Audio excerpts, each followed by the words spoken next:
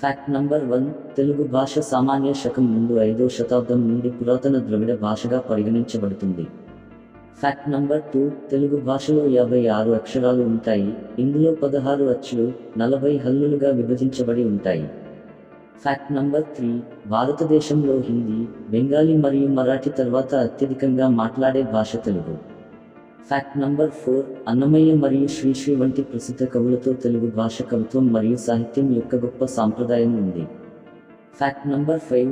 భారతదేశంలోని ఆంధ్రప్రదేశ్ మరియు తెలంగాణ రాష్ట్రాలలో తెలుగు భాషను ఎక్కువగా మాట్లాడతారు మరియు ఈ ప్రాంతంలో అధికారిక భాష తెలుగు. Fact number 6. తెలుగు భాష కన్నడ, తమిళం మరియు మలయాళం వంటి ఇతర భాషలపై అత్యధిక ప్రభావాన్ని చూపుతుంది. Fact number 7. తెలుగు ఒక ప్రత్యేక వ్యాకరణ నిర్మాణాన్ని కలిగి ఉంటుంది. విషయం, వస్తువు, క్రియపద క్రమం వీటిలో ముఖ్యమైనవి. Fact number 8. తెలుగు భాషలో జానపద పాటలు, జానపద గేయాలు మరియు సామెతల గొప్ప సంప్రదాయం ఉంది. Fact number 9. రాజ్యాంగం ద్వారా గుర్తించబడిన భారతదేశంలోని 22 షెడ్యూల్డ్ భాషలలో తెలుగు కూడా ఒకటి. Fact number 10. అనేక ఆన్లైన్ వనరులు మరియు యాప్లతో డిజిటల్ ప్రపంచంలో తెలుగు భాష గణనీయమైన ఉనికిని కలిగి ఉంది.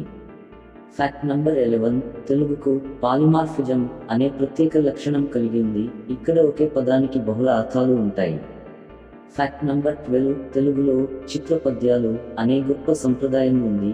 ఇక్కడ పద్యాలు వస్తువుల ఆకారంలో వ్రాయబడతాయి. Fact number 13. తెలుగులో భట్టిప్రోలు లిపి అని పిలువబడే ప్రత్యేకమైన లిపి శైలి ఉంది. ఇది సామాన్య శకం ముందు 3వ శతాబ్దం నాటిది. Fact number 14. ఉర్దూ మరియు మరాఠీ వంటి ఇతర భాషల అభివృద్ధిపై తెలుగు గణనీయమైన ప్రభావాన్ని చూపుతుంది. Fact number 15. తెలుగులో బుర్రకథ యొక్క గొప్ప సంప్రదాయం ఉంది. ఇక్కడ పాటలు మరియు నృత్యాల ద్వారా కథలు చెప్పబడతాయి.